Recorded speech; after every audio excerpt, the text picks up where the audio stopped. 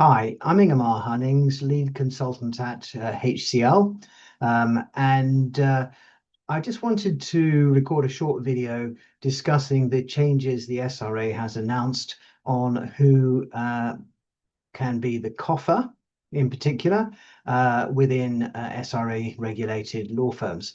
So the Compliance Officer, Finance and Administration recently brought out the wording of the rule changes that they want to bring in early 2027. It's now July 2026. So this is pretty soon. And I think this flows from the Axiom debacle. Feels a little bit like them shutting the door after the horse has bolted. But they're concerned about one individual who is able to make decisions for the business being the COFA as well. So they want to separate out those roles. Now, to me, it sounds a little bit like what the situation is for data protection officers, DPOs, where the ICO is saying, look, really, the DPO should be someone who is not part of the management team so that they can be independent. And the key thing is the independence, so they can give independent advice. They're not in a conflict of interest situation. Indeed, that's why sometimes it's good to have someone who's actually an external who does this. With the COFA, you can have someone being the COFA in more than one organization. I don't know if we're going to have an industry that develops with external COFAs. Part of me thinks commercially, yes, that's possible. But then there's also the risk because you need to understand the organization that you're working in. And yeah, you got a certain amount of responsibility yourself. I guess that if you've got external people being the COFA, then they will want you to provide them with indemnity insurance against problems that might arise. Anyway, be that as it may, I'm going to share my screen in a moment just to take you to some material. But the SRA is saying that they want the COFA not to be someone who has power and control over decision making in the business. So this is going to mean quite some reorganization in a number of firms where it may well be something that's a role divvied out to one of the partners or directors. That may not be possible any longer. The SRA seems to be indicating that they want someone else. Now, it might be that it ends up being the CFO who may not be a shareholder in the business in larger firms.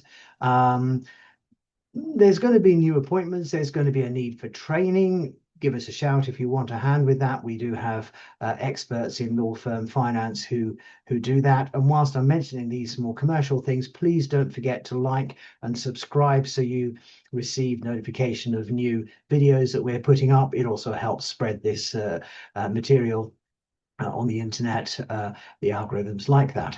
I usually forget to say that bit, so there we go. Right, let me share my screen now just to share some material. We did put this on our website a little while ago when it came out. And so what we've done, we're also talking about the change to the accounts rules that the client account annual report where it's required to audit needs to be submitted to, or sent to the SRA or will be when they bring that in. Now then, compliance officers. The situation is as I explained, and they're bringing it in early 2027. So there will be more about this. I'm sure there will be more guidance, I hope, and we'll try and make you aware of that when that comes through. There's a link at the bottom here to the full rules, and there you go. Bless them. The wording is not the clearest. Okay. They put in red here the change to the wording. I do recommend you have a look at it. Don't just rely upon what Gemini AI or what have you brings up because it's not entirely accurate. For example, there is an exemption for smaller firms, micro firms. Gemini is saying 500. pounds, £1,000 turnover. It's not. You can see the rules. It's 600,000. Yeah, so let's go through that. Smaller firms will be exempted from this because I guess the SRA recognizes that the owner may be, it may just be one person. They can't split themselves. They're really small. It would be too onerous. And I guess the risk to the profession is not quite so great. Anyway, I'm putting thoughts into the mind of the SRA there. So in order for you to be exempted from this requirement, your annual turnover would need to be below 600,000, well, I guess up to 600,000. Okay, and no more. The other thing that might trigger your need for, if you're a micro firm, is if you have held or received client money with a maximum balance exceeding 2 million, or the equivalent in foreign currency.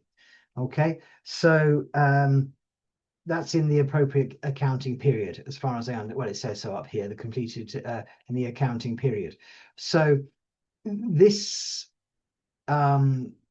could occur if you're a small firm who is doing conveyancing, and then quite easily you could have a client account which is over 2 million, just even for short periods of time as various conveyances are going through. So yep, if you are a small immigration firm or litigation firm, then it's much less likely, or family or something like that.